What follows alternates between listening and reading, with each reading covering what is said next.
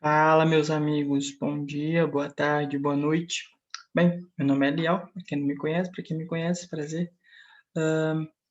Hoje a gente vai falar sobre direito internacional, tá? Hoje um assunto um pouco mais específico. Eu vou falar com vocês sobre o caso Lotus, tá? Caso Lotus, e eu vou dar uma palhinha de como funciona o direito penal brasileiro no exterior. Tá? Como funciona a lei penal brasileira frente a delitos ocorridos no exterior. Tá? E eu vou falar sobre isso justamente porque o caso Lotus tem a ver um pouco com essa dinâmica. Eu misturei um pouco do direito internacional com o direito penal brasileiro, tá? Mas sempre lembrando que isso é pensando no edital da diplomata, tá? Embora não tenha expresso Código Penal brasileiro, é importante que você conheça algumas regras do direito penal aplicáveis no caso concreto de um crime ocorrido no estrangeiro, em que a legislação brasileira pode abarcar, tá bom? Então vamos começar. Bem, o caso Lotus, ele ficou muito conhecido no direito internacional porque ele meio que explicou que o direito internacional ele deve ser positivo, ou seja, o direito internacional deve ter previsão legal, porque não se presume normas de direito internacional, via de regra, tá? O que foi esse caso Lotus? Galera, o caso Lotus foi um caso julgado pela antiga Corte Permanente de Justiça Internacional, a CPJI, lá em 1927, tá? Então, vou fazer aqui um breve resumo para você. O que aconteceu? Tinha uma embarcação francesa chamada SS Lotus, tá? E tinha uma outra embarcação, a turca, chamada Botos Boscourt, não sei se é assim que se pronuncia, tá? A embarcação francesa e a embarcaçãozinha turca. A embarcação francesa foi, pá, colidiu em alto mar com a embarcação turca e matou 8 pessoas. Os franceses até tentaram salvar, conseguiram salvar 10 pessoas, mas 8 morreram. A embarcação francesa continuou até Constantinopla, cidade turca. Chegando lá, o comandante francês foi preso. Tá? Foi preso, simplesmente preso por autoridades turcas. E houve um bafafá doido, a França recorreu à CPJI, tá? Alegando que não haveria norma de direito internacional que permitisse que o comandante francês fosse julgado por uma autoridade turca, pois teria sido acidente e teria sido em alto mar, ou seja, nem jurisdição francesa nem jurisdição turca. O que aconteceu, meus amigos? A CPJI, pegando daquele litígio, né, analisando aquele litígio, aquele conflito, aquela controvérsia, concluiu que as restrições impostas à independência dos estados não são presumidas. O que isso quer dizer? Isso quer dizer que não se pode presumir que a Turquia não possa processar e julgar o francês, o comandante francês que estava no litígio em alto mar, tá? E a legislação turca dizia que autorizava o julgamento, né? E deveria ser obedecida, claro, né? Então, não havia nenhuma norma de direito internacional que impedisse isso.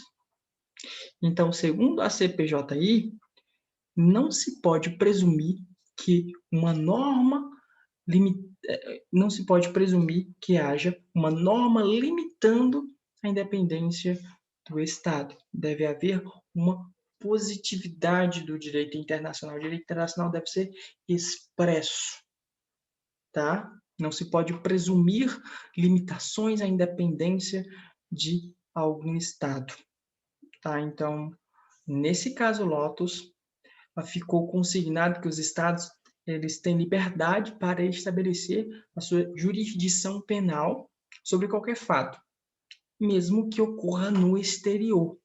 E é por isso que eu vou já dar uma palhinha de como funciona o nosso direito internacional no exterior. Tá? trocando por miúdos, o exercício da jurisdição penal internacional pelos estados é livre, tá? No entanto, tem natureza territorial, tá? Não podem os estados, dessa forma, exercer uma jurisdição sobre o território de outros estados, tá bom? Então, esse caso Lotus é bem relevante, que pode ser um objeto de prova, perguntando sobre ele, tanto na primeira fase quanto na terceira fase. E uma coisa mais peculiar é que uma assertiva pode cobrar como é que funciona o direito penal, o direito penal brasileiro no exterior, ou seja, quando será aplicada a lei penal brasileira quando for cometida por um brasileiro no exterior, por exemplo. Como é que funciona isso? Tá?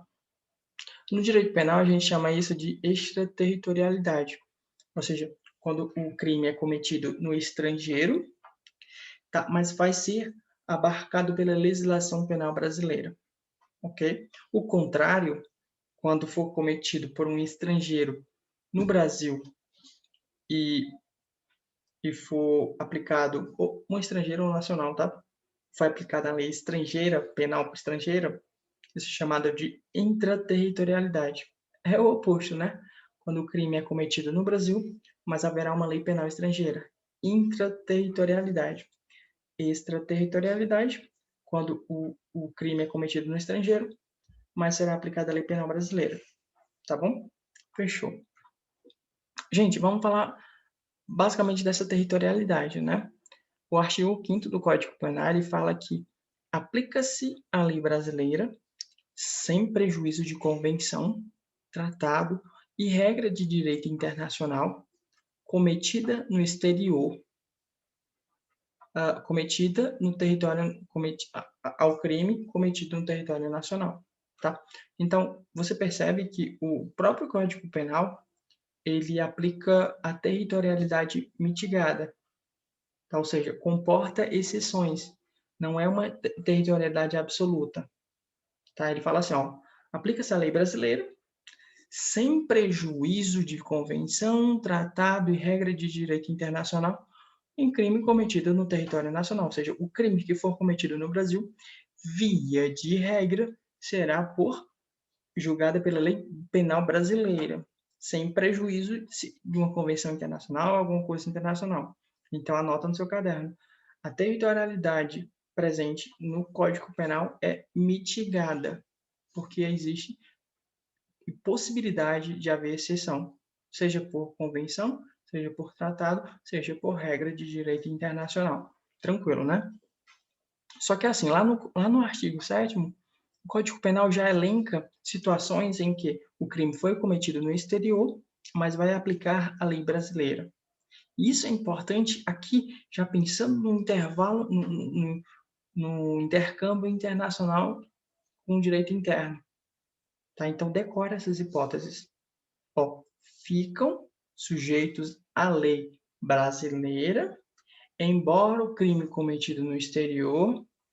Agora vem os casos. Os crimes de genocídio, quando o agente for brasileiro, ou os crimes praticados por brasileiros. Presta atenção que aqui a nacionalidade brasileira importa. Então a gente chama que isso é um tipo de territorialidade de nacionalidade ativa ou personalidade. Tá? Os crimes de genocídios, quando praticados por brasileiros, quem vai abarcar é a lei brasileira. Os crimes praticados por brasileiros, a lei brasileira também será aplicada, tá bom? Só que assim, galera, se o crime for praticado por estrangeiro contra brasileiro, é que é o inverso, né? Não era o brasileiro que estava cometendo um crime. Aqui não. Aqui é um estrangeiro que está cometendo um crime contra um brasileiro fora do Brasil.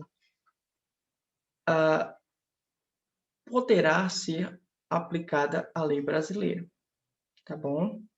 A gente chama isso de territorialidade de nacionalidade passiva. Tá? Então, quem está no polo passivo é o brasileiro.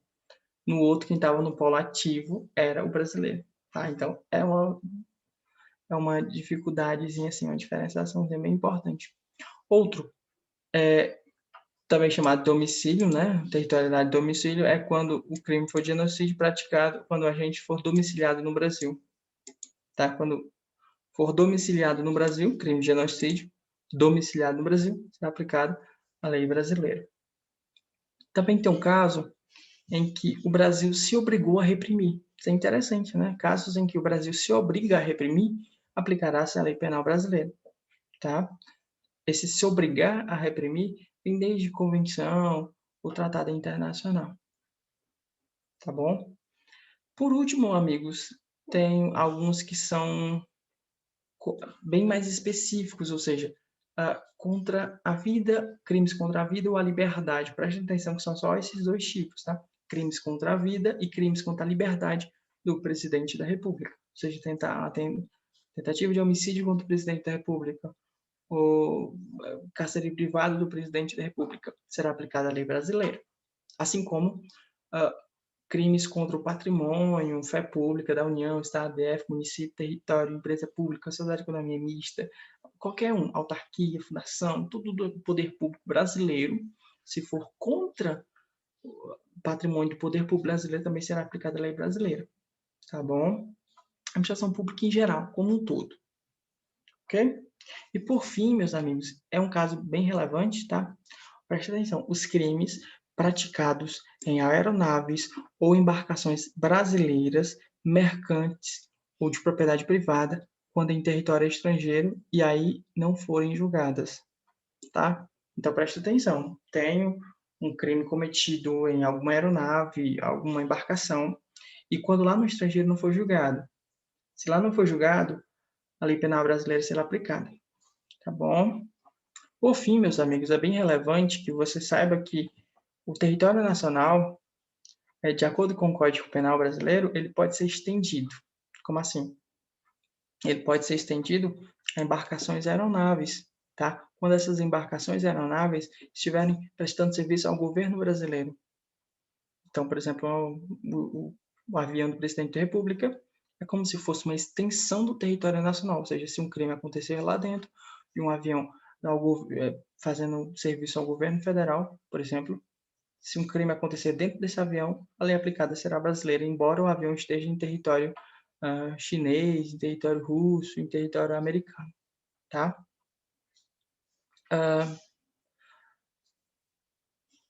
Preste atenção que aqui, quando estiver a serviço do Brasil, poderá acontecer em qualquer lugar. O avião, a embarcação pode estar em qualquer lugar. Se o crime for praticado dentro desse aeronave, dentro desse avião, prestando serviço ao Brasil, será aplicada a lei brasileira. Agora, preste atenção. Se for embarcações, aeronaves brasileiras, particulares, preste atenção. Será aplicada a lei brasileira se ocorrer em alto mar ou aéreo, o espaço aéreo correspondente ao alto mar. Tá? Então, se aconteceu em alto mar, é embarcação privada brasileira, é avião privado brasileiro, será aplicada a lei brasileira. Tá? Ah, Léo, e quando for embarcações privadas ou aviões privados, quando será aplicada a lei brasileira? Quando estiver em território brasileiro, né? Bem fácil, bem fácil. Cuidado que tem o direito da passagem do inocente. Eu acho que quando a gente vai estudar direito do mar, a gente vai trabalhar isso daqui. Mas basicamente é o quê? É o reconhecimento aos navios, reconhecimentos aos navios de todas as nacionalidades, o direito de passagem inocente no território brasileiro, tá? Cuidado, essa passagem inocente, ela não pode ser prejudicial à paz, à boa ordem ou à segurança do Brasil. Tá? Ela deve ser contínua e rápida.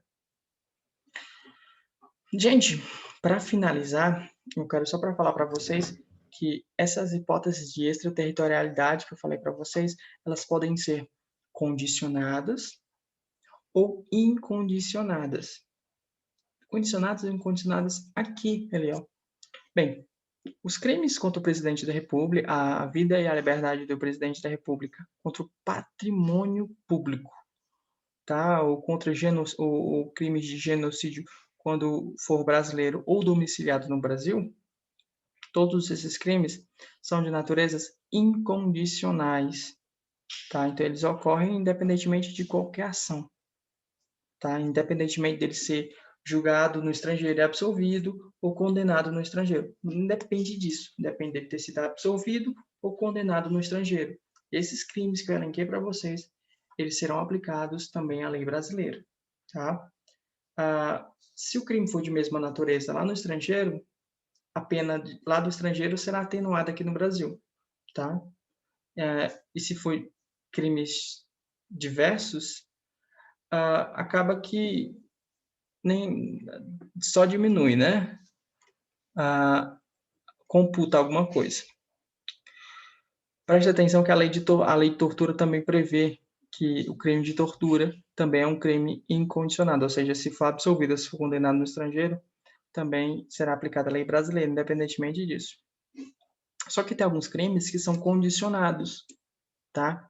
Como os crimes que o Brasil se obrigou por tratado, crime praticado por brasileiro, o crime praticado em aeronave, embarcação brasileira, tá?